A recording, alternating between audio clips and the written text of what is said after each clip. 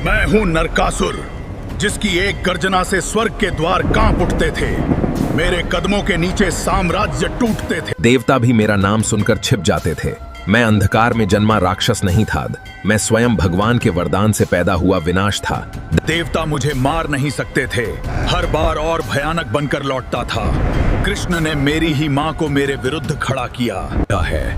जिस दिन मेरी अंतिम चीख आकाश में गूंजी, उसी दिन दुनिया ने डर को दीपों की रोशनी में छुपा दिया।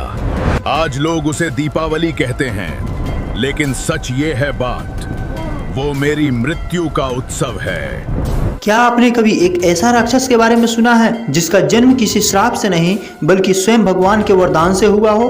एक ऐसा राजा जिसे साक्षात धरती माता ने अपनी कोख से जन्म दिया, और एक ऐसा योद्धा जिसे मारने के लिए स्वयं भगवान कृष्ण को अवतार लेना पड़ा। लेकिन क्या आपने कभी सोचा है कि जिस नरकासुर को दुनिया असुर कहती है, उसकी मृत्यु पर हम दिए क्यों जलाते हैं? क्या वो वाकई कोई क्रूर राक्षस था या देवताओं की राजनीति का शिकार? आज के इस एपिसोड में हम उस रहस्य से पर्दा उठाएंगे जिसे इतिहास के पन्नों में कहीं दबा दिया गया। कहानी का अंत सुनकर आप भी सोच में पड़ जाएंगे कि आखिर असली विलेन कौन था। बात उस समय की है जब भगवान बाराह के पृथ्वी को पाताल के अंधेरे से बाहर निकाला था। उस समय पृथ्वी देवी यानी भूदेवी वाराह रूपी विष्णु के तेज से प्रभावित हुई। इसी दिव्य मिलन से एक पुत्र ने जन्म लिया जिसका नाम रखा गया नरक। जी हाँ, वही नरक जो आगे चलकर नरकासुर बना। वो कोई साधारण असुर नहीं बल्कि भगवान का अपना अंश था। भूदेवी ने उसे गोद में लेकर संकल्प लिया था कि मेरा पुत्र धर्म का रक्षक बनेगा, पर नियति के खेल बड़े निराले होते हैं। बचपन में नरक इतना तेजस्वी था कि स्वयं देवराज इंद्र भी उसे प्रेम करते थे।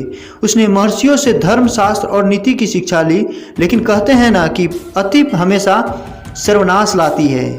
जब नरक युवा हुआ तो उसने ब्रह्मा जी की घोर तपस्या की।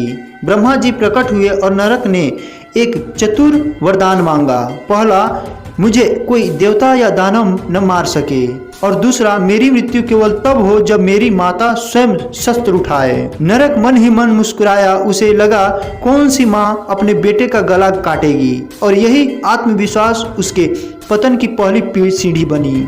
नरक अब प्राग ज्योतिषपुर का राजा था। शुरू में सब ठीक था, पर फिर उसकी मित्रता हुई बाणासुर से। बुरी संगत ने नरक के भीतर सोए हुए असुर को जगा दिया।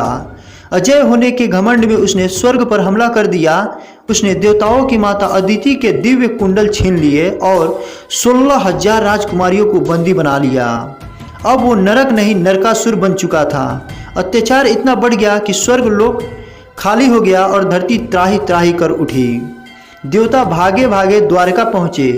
भगवान कृष्ण सब जानते थे, लेकिन वरदान की मर्यादा रखनी थी। कृष्ण ने अपनी पत्नी सत्यभामा को साथ लिया, जो वास्तव में भूदेवी का ही अवतार थी।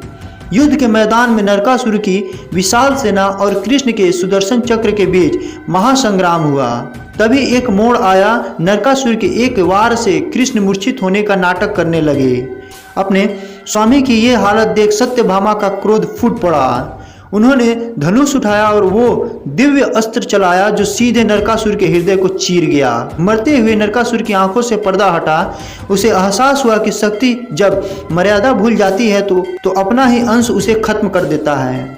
मरते हुए नरकासुर ने कृष्ण के चरणों में गिरकर एक अद्भुत वरदान मांगा। उसने कहा, प्रभु, मेरी मृत्यु को दुनिया शोक की तरह नहीं बल्कि उजाले के पर्व की तरह मनाए, ताकि लोग याद रखें कि अंधेरा चाहे कितना भी शक्तिशाली क्यों न हो, अंत में जीत प्रकाश की ही होती है। यही कारण है कि दीपावली से ठीक एक दिन पहले नरक चतुर्दशी मनाई जाती है। हम दिए जलाकर उस असुर की विदाई करते हैं जिसने मरते समय मानवता को सबसे बड़ी सीख दी थी। तो दोस्तों, नरकासुर की कहानी हमें सिखाती है कि बुराई खून में नहीं अहंकार में होती है। क्या आपको लगता है कि नरकासुर वाकई एक विलेन था? कमेंट में अपनी राय जरूर बताएं। और अगली कहानी इससे भी ज़्यादा भयानक है। एक ऐसा राक्षस जिसके 3 सिर थे और जिसे मारना स्वयं भगवान राम के लिए भी चुनौती बन गया था। क्या आप उसका नाम जानते हैं? कमेंट करें और ऐसी ही अनसुनी कहानियों के लिए हमें फॉलो और सब्सक्राइब करना ना भूलें। मिलते हैं अगले एपिसोड में। जय श्री कृष्णा। होगा है तो इस तरह वो राक्षस प्रभु के हाथों मारा गया और सदा के लिए इस राक्षस योनि से मुक्त होकर दिव्य धाम को प्राप्त हो गया। तो आपको कैसी लगी ये कहानी? अगर कहानी अच्छी लगी हो तो लाइक करो, सब्सक्राइब करो, फॉलो करो, ताकि हमें फिर से रोचक, रहस्यमयी और प्रभु की कृपा से भरी ऐसी अद्भुत कहानियाँ सुनने को मिलती रहें। हाँ, हमें और कहानियाँ सुननी हैं। प्लीज और सुनाओ।